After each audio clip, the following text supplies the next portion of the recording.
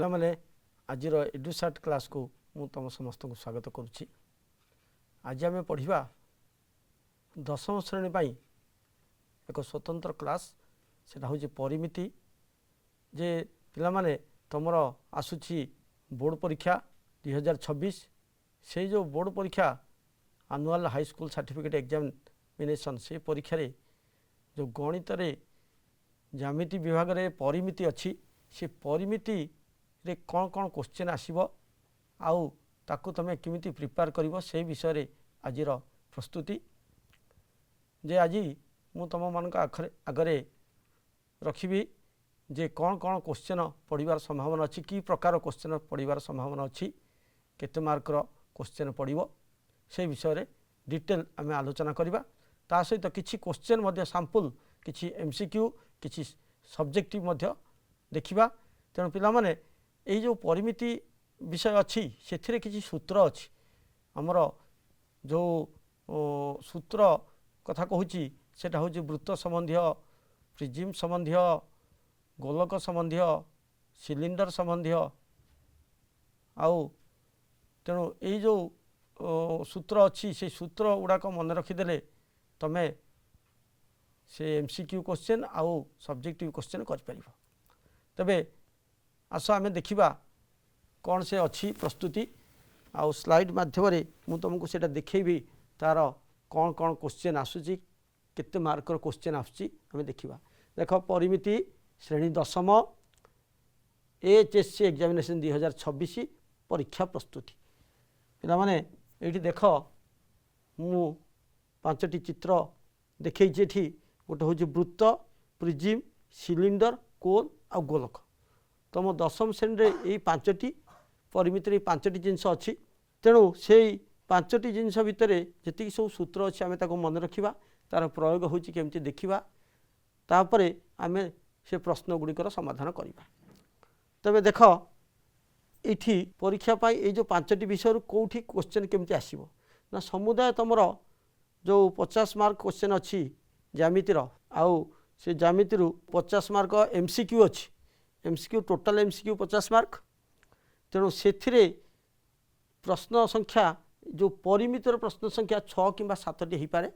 ତେଣୁ ତୁମର ପଡ଼ିବ 6 ଯଦି ହେବ 6 ଗୁଣନ 1 6 ମାର୍କ। ଆଉ ଗୋଟେ ସବଜେକ୍ଟିଭ୍ ପଡ଼ିବ 5 ମାର୍କିଆ। ସବଜେକ୍ଟିଭ୍ର ଅର୍ ମଧ୍ୟ ଗୋଟେ ଥିବ। ତେଣୁ ଅର୍ ସହିତ ସବଜେକ୍ଟିଭ୍ ପଡ଼ିବ, ସେଇଟା 5 ମାର୍କ। ଟୋଟାଲ୍ 11 ମାର୍କର କୋଶ୍ଚିନ୍ ତୁମର ପଡ଼ିବ। 11 କିମ୍ବା ଏଠି ଯଦି MCQ ଆଉ ଗୋଟେ ବଢ଼ିଗଲା ତେବେ 12 ମାର୍କ ହୋଇଯିବ। ତେଣୁ ଏଇ ଯେଉଁ କୋଶ୍ଚିନ୍ ଗୁଡ଼ାକ ପଡ଼ିବ, ତାକୁ କେମିତି କରିବା, ବୃତ୍ତର କ'ଣ କ'ଣ କୋଶ୍ଚିନ୍, କେମିତି କୋଶ୍ଚିନ୍ ଆସିବ, ମୁଁ କିଛି ସାମ୍ପୁଲ୍ ତୁମକୁ ଦେଖେଇବି। ତୁମେ କିନ୍ତୁ ସବୁଗୁଡ଼ାକ ପ୍ରାକ୍ଟିସ୍ କରିବାକୁ ପଡ଼ିବ। ଗଣିତ ପାଇଁ ଟିକେ ଅଧିକ ଟାଇମ୍ ଦିଆଯାଏ, କାରଣ ପିଲାମାନେ କାଲକୁଲେସନ୍ କରନ୍ତି। ପିଲାମାନେ ଏଇ ପରିମିତିରେ ଟିକେ କାଲକୁଲେସନ୍ ଅଛି, କିନ୍ତୁ ଆଲଜେବ୍ରା ହେଉ ତା'ର ବିଶେଷ ନାହିଁ, କି ଅନ୍ୟ ଯେଉଁ ରାଇଡର୍ ହେଉ ତା ଦେହରେ ବି ଏତେ ନାହିଁ। କିନ୍ତୁ ଏଇ ପରିମିତିରେ ଟିକେ କାଲକୁଲେସନ୍ ଅଛି। କାଲକୁଲେସନ୍ ଯିଏ ଯେତେ ଶୀଘ୍ର କରିପାରିବ, ସିଏ ସେତେ ଶୀଘ୍ର ଯେ ପ୍ରଶ୍ନର ସମାଧାନ କରିପାରିବ। ଏଇଠି ଦେଖ, ବୃତ୍ତ ସମ୍ବନ୍ଧୀୟ କିଛି ସୂତ୍ର ମୁଁ ଏଠାରେ ରଖିଛି। ଏଠି ଦେଖ କ'ଣ କ'ଣ ରଖିଛି। ବୃତ୍ତର ପରିଧି 2πr, ବୃତ୍ତର କ୍ଷେତ୍ରଫଳ πr², ଅର୍ଦ୍ଧବୃତ୍ତର ପରିସୀମା πr + 2r। ଅର୍ଦ୍ଧବୃତ୍ତ ଦେଖ, ତା'ର ଗୋଟେ ଚିତ୍ର କରିଛି। ଅର୍ଦ୍ଧବୃତ୍ତ ସବୁଜ ରଙ୍ଗ ଚିହ୍ନଟ କରିଛି। ତାପରେ ବୃତ୍ତ କଳାର ପରିସୀମା, ବୃତ୍ତ କଳା ଟିକେ ଦେଖ, ସେଠି ନୀଳ ରଙ୍ଗରେ ଚିହ୍ନ ଦିଆହେଇଛି। ବୃତ୍ତ କଳାର କ୍ଷେତ୍ରଫଳ θ/360 × πr²। ଆଉ ଗୋଟେ ଅଛି ହାଫ୍ LR, ଆଉ ଗୋଟେ ଅଛି ହାଫ୍ r²θ। ଆଉ ବୃତ୍ତ କଳା ଚାପର ଦୈର୍ଘ୍ୟ θ/360° × 2πr। ଥିଟା ମାନେ ସେ କୋଣ, ଯେଉଁ କେନ୍ଦ୍ରରେ ବୃତ୍ତ କଳା ଯେଉଁ କୋଣ ସୃଷ୍ଟି କରେ ସେଇଟା ଥିଟା, କୋଣର ପରିମାଣ। ତେଣୁ ଏଇଟା ହେଉଛି ତା'ର ସୂତ୍ର। ତାପରେ ଦେଖ ଯେ କିଛି ପ୍ରଶ୍ନ, ଏଠି MCQ ପ୍ରଶ୍ନ ଦେଖ।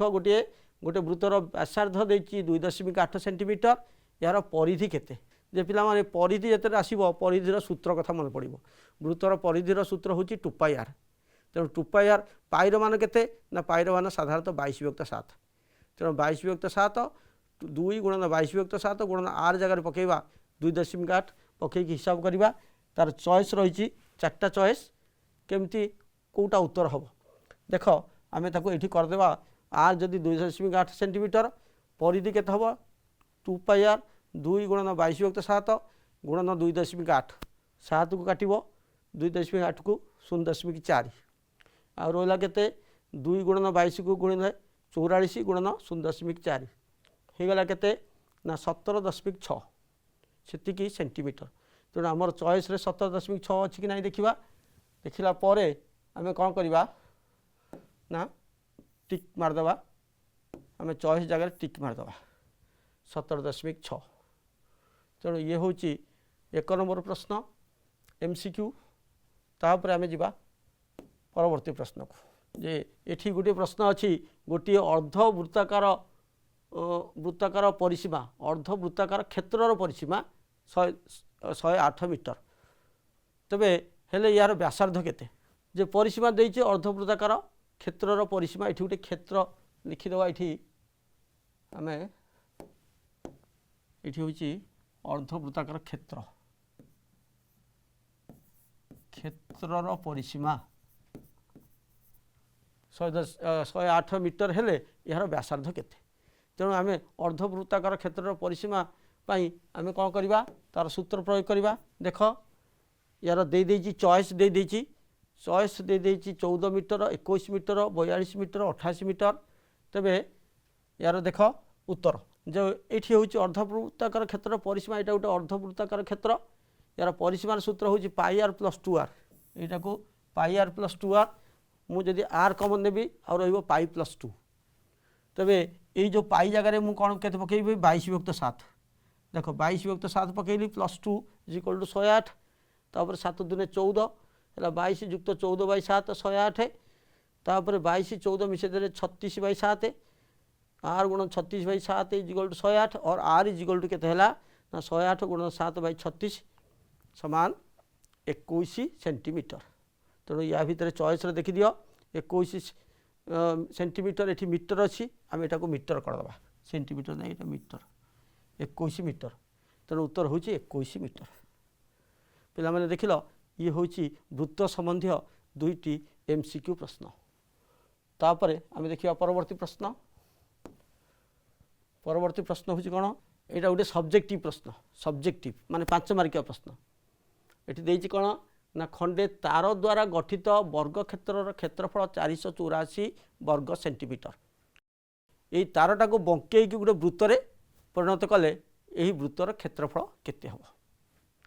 तेणु देख गोटे वर्ग क्षेत्रफल तार क्षेत्रफल केमती करवा ये मुझे करदे देख आम जदि गोटे वर्ग क्षेत्र करवा देख ये गोटे वर्ग क्षेत्र करी वर्ग क्षेत्र को ताकू गोटे वृत्त करी तेबे ये यदि वर्ग क्षेत्र बाहुर दैर्घ्य a सेंटीमीटर तेबे तार क्षेत्रफल हूँ केते ना a² क्षेत्रफल हूँ a²। यदि वर्ग क्षेत्र क्षेत्रफल तार सूत्र हूँ a² तेबे आमर दे क्षेत्रफल केते 484 आम पकईदबा a² को 484 हेले a केते हम ना 484 वर्गमूल जोटा कि 22 सेंटीमीटर हो गला। तेबे यार जदि 22 सेंटीमीटर प्रत्येक बाहु 22 सेंटीमीटर हेले तार जो परिसीमा केते हम ना परिसीमा सूत्र हूँ 4a ता सहित 4 गुणिदेव हो गला 88 सेंटीमीटर 88 हो गले। तेणु ये जो 88 है सेटा हूँ वर्ग क्षेत्र परिसीमा सेटा जी से हम वृत्तर परिधि। तेणु वृत्तर परिधि से अनुसार आमर हम 88 यदि 88 है 2 × 22/7 × r हूँ 88 तेज r को बाहर कर r = केते ना 14 तुम सेंटीमीटर 14 सेंटीमीटर हो गला। तापर से पचार वृत्तर क्षेत्रफल तेणु r पाइला वृत्तर क्षेत्रफल सूत्र हूँ πr² हेले पाई गुणन r गुणन r हो गला 616 वर्ग सेंटीमीटर। ये देख पिला माने ये एकक गुड़ाक लिखा निहाती जरूरी। क्षेत्रफल हेले वर्ग हम घनफल हेले घन हम घन सेंटीमीटर भी घन मीटर आन्य जदि परिसीमा देथिबो खाली सेंटीमीटर बा मीटर। तेणु यार सब पार्ट अच्छी तार स्टेप वाइज मार्किंग दि जाए। तेणु अधिकांश पिला कौन कर दियंती ना गोटे पार्ट करदे रखी दियंती आउ गोटे पार्ट कथा भूली भी जाती। तेणु ये 2πr को मुझे कली तापर r बाहर करदे के जन r बाहर कर सारा रही किंतु तापर देछि वृत्तर क्षेत्रफल सेटा तांकर मने पड़िबो नाही। तेणु सेटा को मने पकई जदि करिवो तेणु 5 मार्क तुम हासिल कर पारिबो। तेणु यहाँ हूँ वृत्त संबंधी तुमर प्रश्न तापर आम परवर्ती की जीवा देख सेटा हूँ प्रिजिम जे प्रिजिम्र पार्श्व पृष्ठतलर क्षेत्रफल यार सूत्र आगे देखिदियो प्रिजिम संबंधी सूत्र प्रथम प्रिजिम्र पार्श्व पृष्ठतलर क्षेत्रफल देख सेटा हूँ सूत्र आधार परिसीमा गुणन उच्चता तापर प्रिजिम्र समग्र पृष्ठतलर क्षेत्रफल 2 गुणन आधार क्षेत्रफल से जोटा है दुईटी आधार अच्छी ता सहित आमर आधार जो पार्श्व पृष्ठतलर क्षेत्रफल मिसेदेले हो समग्र पृष्ठतलर क्षेत्रफल ये सूत्र गुड़ाक आगे मन रख प्रिजिम्र आयतन आधार क्षेत्रफल गुणन उच्चता तेणु मुझे लिखिदे तुम से मन रखिकी प्रयोग कर परवर्ती प्रश्न देख प्रिजिम जे एमसीक्यू गोटे त्रिभुजाकार प्रिजिम्र भूमिर परिसीमा 24 सेंटीमीटर और उच्चता 10 सेंटीमीटर हेले यार पार्श्व पृष्ठतलर क्षेत्रफल केते तेणु प्रथम यही जो क्वेश्चन पढ़ से क्वेश्चन रु पार्श्व पृष्ठतलर क्षेत्रफल सागे सागे तुम मन रही मन पड़ो से पार्श्व पृष्ठतल मन पकईकि चॉइस ताको समाधान कर चॉइस अच्छी कि ना देख यहाँ हूँ पार्श्व पृष्ठतलर त्रिभुजाकार प्रिजिम्र क्षेत्रफल हूँ कौन ना तार फर्मूला जे यार पार्श्व पृष्ठतलर क्षेत्रफल तार फर्मूला कौन ना आधार परिसीमा गुणन उच्चता तेणु एतिकी आम जदि करदे आम पाइबा तेज भूमिर परिसीमा जोटा आधार देदेची आ उच्चता देदेची ये दुटा गुणीदे तेणु 24 गुणन 10 है 240 तेणु 240 आमर कौन क्षेत्रफल वर्ग सेमी 240 वर्ग सेमी तेणु 240 आम चॉइस भितर अच्छी कि ना देखा 240 अच्छी तेणु से हूँ करेक्ट तेणु यहाँ हूँ आमर प्रिजिम्र गोटे एमसीक्यू तापर आम देखा परवर्ती एमसीक्यू जे गोटे त्रिभुजाकार भूमि विशिष्ट प्रिजिम्र आधार प्रत्येक बाहु 6 सेंटीमीटर उच्चता 10 सेंटीमीटर हेले यार घनफल केते घन सेंटीमीटर तेणु यार देख प्रिजिम आधार तार बाहुटा प्रत्येक बाहु 6 सेंटीमीटर हेले सेटा गोटे समबाहु त्रिभुज आउ तार घनफल उच्चता देछि घनफल पचार यहाँ हूँ तार चॉइस तेणु आम केमती करवा देख प्रिजिम्र घनफल सूत्र हूँ आधार क्षेत्रफल गुणन उच्चता तार सूत्र आम प्रयोग करवा आधार क्षेत्रफल हूँ केते आधार गोटे समबाहु त्रिभुजर क्षेत्रफल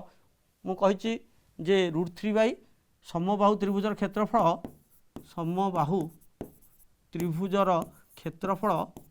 √3/4 a स्क्वायर √3/4 a स्क्वायर ए हूँ तार प्रत्येक बाहु तेणु ये देख √3/4 ए जगह पकेबी केते ना 6 ये तार ए हूँ प्रत्येक बाहु 6 सेंटीमीटर तेणु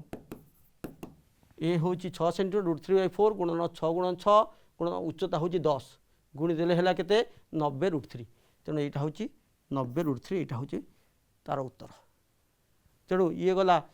एमसीक्यू तापर देख परवर्ती प्रश्न सब्जेक्टिव प्रश्न देखा यहाँ गोटे सब्जेक्टिव गोटे सरल प्रिजिम्र आयतन देती 84 √3 घन सेंटीमीटर यार उच्चता 7 सेंटीमीटर एवं आधार एक समबाहु त्रिभुज हेले आधार प्रत्येक बाहु दैर्घ्य निर्णय कर तेबे ये जो प्रश्न ये देख ये मुझे करदे प्रिजिम्र आयतन सूत्र देख प्रिजिम्र आयतन सूत्र देख जे आधार क्षेत्रफल गुणन उच्चता यहाँ हूँ आयतन सूत्र आधार क्षेत्रफल गुणन उच्चता उच्चता करदे केते 7 उच्चता देती 7 सेंटीमीटर तेणु उच्चता 7 गुणिदेले यहाँ हूँ 84 √3 तार देती आयतन तेणु आधार क्षेत्रफल बाहर जीव 84 √3 विभक्त 7 तेणु होगला 12 √3 वर्ग सेंटीमीटर आउ आधार क्षेत्रफल हूँ समबाहु त्रिभुजर क्षेत्रफल जोटा √3/4 a स्क्वायर एतिक को 12 √3 कटिगले आउ रहा a स्क्वायर 4 = 12 और a स्क्वायर = 48 a = 48 √ओवर जोटा कि 4 √3 सेंटीमीटर तेणु पिला माने तमें ये जो प्रिजिम संबंधी सब्जेक्ट भी कथा बर्तमान जान लो तापर पढ़ा परवर्ती प्रश्न पिला माने जीवा परवर्ती प्रश्न देख परवर्ती प्रश्न यहाँ हूँ सिलिंडर संबंधी प्रश्न सिलिंडर देख सिलिंडर गोटे चित्र मुझे रखी सिलिंडर किसी सूत्र अच्छी आगे मन रखा तापर सिलिंडर संबंधी प्रश्न आलोचना करवा प्रथम सिलिंडर वक्र पृष्ठतल क्षेत्रफल 2πr/h समग्र पृष्ठतल 2πr × h + r आयतन πr² h तार गोटे वक्र फंपा सिलिंडर भी तार सहित प्रश्न अच्छी फंपा सिलिंडर वक्र पृष्ठतल तार समग्र पृष्ठतल तार आयतन ये 3टा सूत्र भी सहित तुम मन रख जा प्रश्न को एमसीक्यू प्रश्न गोटे सिलिंडर वक्र पृष्ठतल क्षेत्रफल 1584 वर्ग सेंटीमीटर और भूमिर व्यासार्ध 14 सेंटीमीटर हेले यार उच्चता केते उच्चता सेंटीमीटर बा उच्चता केते सेंटीमीटर यार उच्चता आम लिखा उच्चता केते सेंटीमीटर तेणु यटा को करवा देख तार चॉइस आसी 9 12 18 16 तेणु आम यहाँ अंकटा को कसवा पड़ो देख सिलिंडर वक्र पृष्ठतल क्षेत्रफल सिलिंडर वक्र पृष्ठतल क्षेत्रफल सूत्र हूँ 2πr ये आर देते 14 आम कौन करवा 2πr(h = 1584 लिखिले तापर 2 पाई जगह आम देखा के 22/7 आर दे लिखा के 14 आ एच लिखिले 1584 एच टा बाहर कले एचटा ये जो कैलकुलेशन कराऊँगी यहीटा को जी कर तारे सी परिमितर फुल मार्क रखिपर तेणु कैलकुलेशन टी प्रैक्टिस करा पड़ो आउ यहीटा को टी शीघ्र करा पड़ो धीरे धीरे कले हम ना कारण बहुत कम टाइम गोटे मिनट पाखापाखि तेणु से अनुसार तुम शीघ्र करा पड़ो तेणु उत्तर हूँ 18 सेंटीमीटर 18 सेंटीमीटर यहाँ हूँ आमर MCQ 1 तापर परवर्ती प्रश्न देख दुईटी समउच्चता विशिष्ट सिलिंडर भूमिर व्यासार्धर अनुपात 2.3 हेले आयतन अनुपात केते दुईटी सिलिंडर समान उच्चता किंतु भूमि टी अलग भूमि का गोटाकर भूमि टी बड़ गोटाकर सान तेणु भूमिर व्यासार्धर अनुपात 2:3 तेज आयतन अनुपात केते यार चॉइस रही तेणु आम देखा कौटा करेक्ट आंसर देख व्यासार्धर अनुपात तार सूत्र हूँ R1/R2 जो अनुपात 2:3 यहाँ देदी यहीटा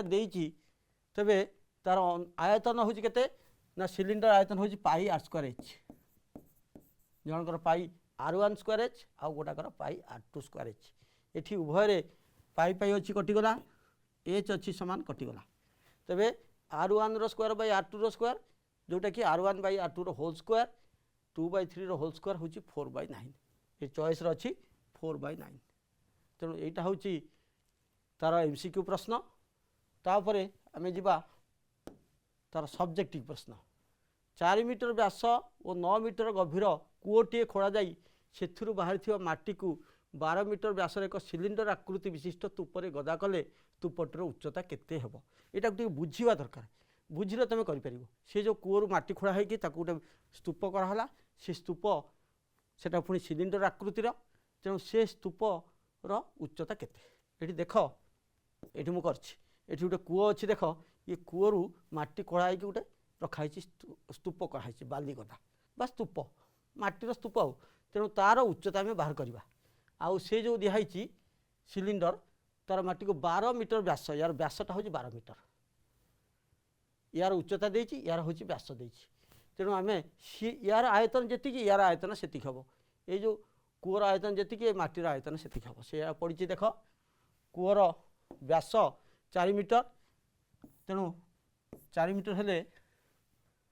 कूअर व्यास 4 मीटर हेले तार व्यासार्ध केते हम 2 मीटर उच्चता देती 9 मीटर तेज आयतन है 36 पाई तेबे स्तूपर उच्चता मनकर एच हूँ तार डी दे 12 आर हम तार अधा केते 6 मीटर तेज स्तूपर आयतन सूत्र πr²h r² जगह 6 = 36 πh और 36 πh को केते हला ये हला 36 πh को 36 पाई और एच को केते हला 1 मीटर तेणु सिलिंडर आकृति विशिष्ट स्तूपर उच्चता हूँ 1 मीटर तेणु देख पिला माने यहाँ केमती कराई तुम सेमती कर ठीक अच्छे आम जा परवर्ती प्रश्न को परवर्ती प्रश्न हूँ कोन संबंधी कोन वक्र पृष्ठर क्षेत्रफल πr आउ समग्र पृष्ठर क्षेत्रफल πr × r + r आयतन हूँ 1/3 πr²h तेणु यार एमसीक्यू देख कोनर भूमिर व्यासार्ध उच्चता यथाक्रमे 5 और 12 सेंटीमीटर हेले यार वक्र पृष्ठतल क्षेत्रफल और भूमिर क्षेत्रफल अनुपात केते तेबे देख ये हूँ चॉइस तेणु आम ये देखीदे आर देची 5 एच देची 12 तेबे तार वक्र उच्चता एल बाहर करदे r square plus h square root over जोटा कि आसला केते ना 13 तेबे तार अनुपात वक्र पृष्ठतल क्षेत्रफल अनुपात भूमिर क्षेत्रफल pi r l by pi r square pi pi कटिगला आर कटिगला आउ रहा एल बाई आर जोटा कि 13/5 तेणु तार उत्तर हूँ 13/5 तेणु यहाँ हूँ उत्तर तापर आम जा परवर्ती प्रश्न गोटे कोन व्यासार्ध 6 सेंटीमीटर उच्चता 21 सेंटीमीटर हेले यार आयतन केते घन सेंटीमीटर हे तेणु कोन आयतन सूत्र हूँ 1/3 पाई आर स्क्वायर एच से सूत्रटा मन रखा सूत्रटा मन रखिले आम यहाँ कर कोन आयतन 1/3 पाई आर स्क्वायर एच तेबे 1/3 पाई आर स्क्वायर जगह 6 × 6 एच जगह 21 ताको हिसाब कर काटब काटिकी हिसाब कले आसो 792 तेणु उत्तर है केते 792 कौन घन सेंटीमीटर ये देखीदा घन सेंटीमीटर तापर यहाँ तार एमसीक्यू तापर आम देखा तार कौन तार सब्जेक्टिव देखा देख को गोटे सरल वृत्तभूमिक कोन आकृति विशिष्ट तंबूर उच्चता 28 मीटर और भूमिर व्यास 42 मीटर ये तंबू निर्माण पर केते कैनभास कना लगे तेणु कोन आकृति विशिष्ट तंबू जोटा अच्छी से कोन आम तार वक्र पृष्ठर क्षेत्रफल बाहर करवा देख केमती हूँ ये कराई प्रश्नानुसार यहाँ हूँ प्रश्नानुसार कोन भूमिर व्यास देती 42 तार आर हूँ 21 तार अधा उच्चता देती तार वक्र उच्चता बाहर करवा वक्र उच्चता के 35 तबे तंबूर वक्र पृष्ठतल क्षेत्रफल पाई आर एल ताको हिसाब करवा हिसाब कले आसला केते 2420 वर्ग मीटर देख मुझे करमती तुम्हें कर तापर आसो आम कौटा ना गोलक गोलक जो स्पीयर तार किसी सूत्र भी अच्छी से सूत्रटा देख गोलकर पृष्ठतल क्षेत्रफल तार आयतन समग्र पृष्ठतल क्षेत्रफल अर्धगोलकर आयतन अर्धगोलकर वक्र पृष्ठतल क्षेत्रफल फंपा गोलकर बहिपृष्ठतल क्षेत्रफल अंतपृष्ठतल क्षेत्रफल फंपा गोलकर आयतन फंपा गोलकर समग्र पृष्ठतल क्षेत्रफल एतिकी सूत्र अच्छी तेणु सबुगुड़ा सूत्र मन रखिकी से गुड़ा प्रयोग करने दरकार प्रथम प्रश्न दुईटी गोलकर व्यासार्ध अनुपात 1.4 हेले सेमानकर आयतन अनुपात केते देख यहाँ जे व्यासार्ध अनुपात R1/R2 ये हूँ 1/4 तांकर आयतन हूँ केते ना गोलकर आयतन हूँ 4/3 pi r cube pi R1 रो क्यूब बाई 4/3 पाई R2 रो क्यूब ये कटिज आउ R1/R2 रो होल क्यूब जोटा कि 1/4 रो होल क्यूब समान 1 होल क्यूब हेले केते हो 416 1/64 तेणु यार उत्तर हूँ केते 1/64 तापरे परवर्ती प्रश्न देख गोटे गोलकर पृष्ठतल क्षेत्रफल 154 वर्ग सेंटीमीटर हेले यार व्यास केते सेंटीमीटर हम गोलकर पृष्ठतल सूत्र क्षेत्रफल सूत्र तुम जान जोटा कि 4 पाई आर स्क्वायर को एतिक हेले तार व्यास केते आम आर स्क्वायर बाहर करवा आर बाहर करवा तापर 2r बाहर करवा देख तार चॉइस दे देछि आम केमती करवा 4 पाई आर स्क्वायर को हूँ केते 154 तबे आर स्क्वायर को केते हैला ना आर स्क्वायर को बाहरला 7/49/4 आर बाहरला 7/2 2r को बाहरला 7 तेणु उत्तर बाहरला 7 सेंटीमीटर तेणु पिला माने आजिर समय सरी जाइछि आजिर कार्यक्रम को एही रखिबा धन्यवाद।